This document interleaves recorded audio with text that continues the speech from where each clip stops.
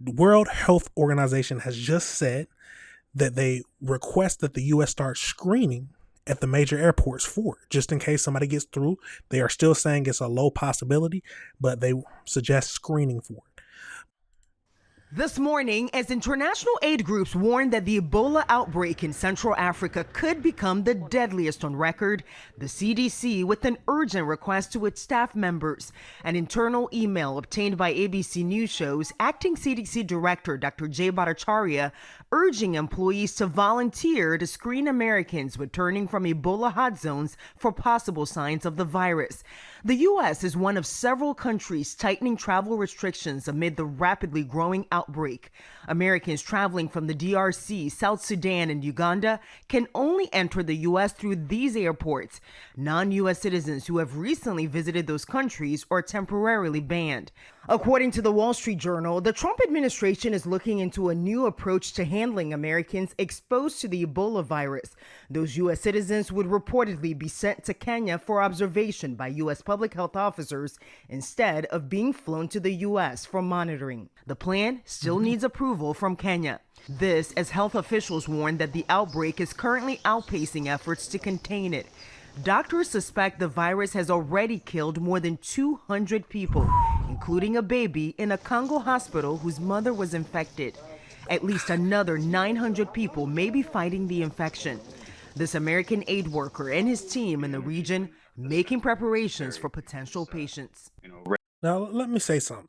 Now, because when they mentioned about instead of the American who's affected being fly to the United States, they said they're going to plan on flying them to Kenya. How would y'all feel about that?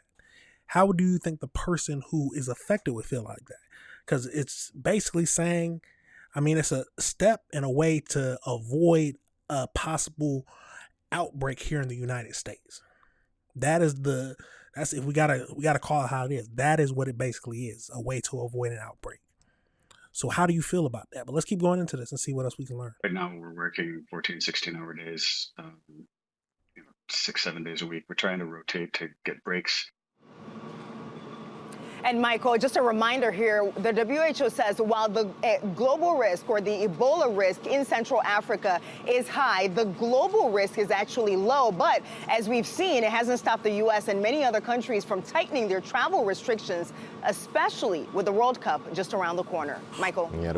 Oh, yeah, 100%. They are not going to risk this affecting the World Cup. That brings in too much money, and we know all about that. Let's go over into the next video and see what else we can learn. Tonight, as Ebola cases in Africa surge, the Trump administration vowing it won't spread here. We cannot and will not allow any cases of Ebola to enter the United States. The White House announcing it will set up a state-of-the-art facility in Kenya to treat Americans infected by the deadly virus in Africa, offering them life-saving care as quickly as possible. The CDC also taking steps to stop the spread, making an urgent call to its staff. Volunteers are needed at major U.S. airports to screen travelers. Only Washington Dulles, Atlanta's Hartsfield-Jackson, George Bush Airport in Houston, and now New York's JFK will accept U.S. citizens traveling from the Democratic Republic of Congo, South Sudan, and Uganda. At the airport, they'll be taken to a designated screening area where they will complete a brief questionnaire and have their temperature checked, according to the CDC. Those without symptoms are free to leave, but are asked to immediately contact public health officials if symptoms develop. Dr. Ashish Jha is a public health expert. That kind of screening is a really important part of making sure that we don't get people coming in with Ebola who we're not aware of. Non-U.S. citizens, including green card holders who have traveled to the affected region in the last 3 weeks, are temporarily banned from coming into the U.S. In Africa, there are close to 1,000 verified cases and more than 200 people dead. But there are fears the Ebola outbreak is far bigger, and it is spreading fast. Stephanie Gosk joins us now live from JFK, where that screening will be set up. And Stephanie, what happens if someone arrives with symptoms? Yeah, so Tom, if there's a reasonable suspicion someone has Ebola, they'll be transported safely to a designated hospital where they'll be isolated, tested for Ebola, and if they have it, that's where treatment will begin, Tom. We thank you. Wow. Now, they said right now it's sitting at least 1,000 people have suspected cases of it, and over 200 people have died. And it's a tragic scene that a lot of people are upset about, especially in Africa, because when a person who they love dies, they can't go through the normal burial process. They have to be, the body has to be quarantined, and it has to be disposed of the proper ways, which is causing a lot of uproar. Now let's go over into one more video just to see what else we can learn. The latest Ebola outbreak is outpacing the response, and the International Rescue Committee now predicts it could become the deadliest outbreak of Ebola on record. The outbreak is completely out of control. People doesn't trust that, the Ebola is a reality. When we have fought Ebola in the past on this scale, it has been a combination of the Ministry of Health, WHO, USAID, CDC. USAID is fully gone. CDC is badly weakened. WHO has been badly weakened. The US, of course, withdrew from WHO and cut off all funding. The virus is affecting parts of Congo and Uganda. These are the dire scenes in Ituri, the worst hit region in the Democratic Republic of Congo, or DRC, where civil war, which has displaced around 3 million people, further complicates efforts to track and contain the disease. Are you seeing new cases of Ebola suspected and confirmed in the region every day? Every day. Patient keep coming, Health officials believe a rare strain of the deadly virus was possibly circulating for up to 3 months undetected in eastern parts of the DRC. And that late detection means the true scale of this epidemic, which the World Health Organization is calling a global health emergency, is still emerging. And just to think that they mentioned that it's weakened because of the political state the U.S. is in right now, just how we backed out of the World Health Organization and paying the majority of the fees, or the however much we had to pay, and then in general backing out of USAID.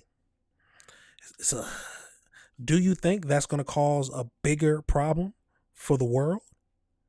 But let's keep going.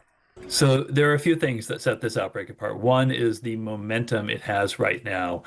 There are now more than 1,000 cases of this that are known, and that is likely an undercount, perhaps even an undercount by a factor of 2 or 3. To put that in perspective, the huge West Africa outbreak that caught the world's attention back in 2014, and which I worked on for USAID, took about 4 months to get to 1,000 cases. And that was really a turning point when it exploded.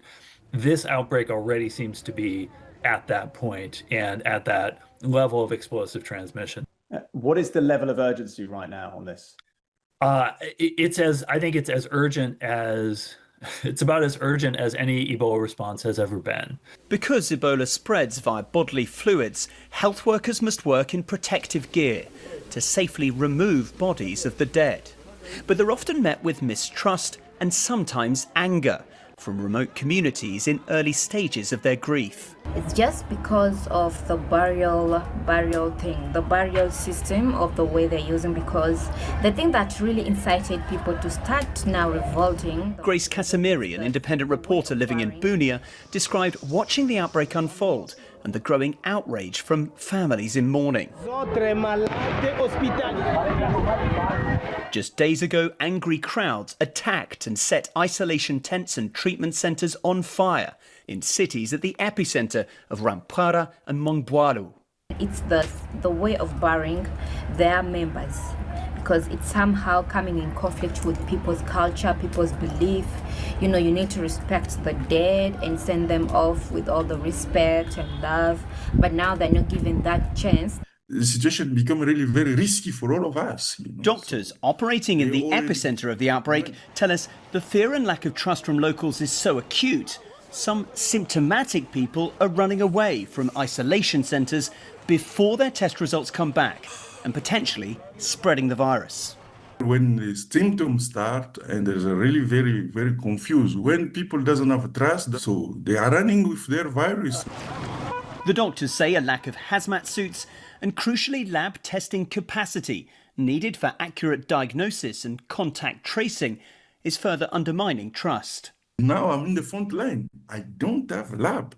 So how, I can have a trust, I'm worried that the population start to lose trust on me. And much of the lab capacity in previous Ebola outbreaks, doctors and leading humanitarians tell us, was provided by the US. While over the past year, there has been a significant reduction in American assistance. The US had a $900 million humanitarian assistance portfolio in Eastern Congo in the final year of the Biden administration. That sounds big. It is big. It's one of the largest humanitarian crises in the world. That dropped to less than $200 million last year. And that cut in US aid, leading American NGOs say, is making it harder to fight the virus now and reduced the chances of detecting it earlier on. Well, I think it is almost certain that we would have caught it earlier if USAID was still in place. USAID had a network of partners across this region of Congo. It had a mission, a permanent standing mission and team in Congo that was in regular communication. Jeremy Konyndyk served under Presidents Obama and Biden as a senior official in USAID, working to tackle COVID and international disasters. So I used to run that aid at USAID. What they're doing now is not any more, or it's not any more or less efficient, but it's much smaller. There are fewer partners, there are fewer clinics, and I think that's not efficiency, that's just downsizing. And Congolese doctors on the front line against Ebola now appealing to the US to urgently scale up support. People are really scared. It's our humanity, So my message is, we need attention. Were you horrified? Now, let's go over into it's just thinking about all the death that's happening right now, Ebola, how it's spreading, how they're saying that it's worse than people are letting on. What are your thoughts on that situation? And do you truly believe that if US aid didn't downsize, how they said, it would have been caught in quicker and then we would be able to put a stop to it? And the real question is, if a giant outbreak does happen, whose fault is it? Is it the US? Is it the other countries?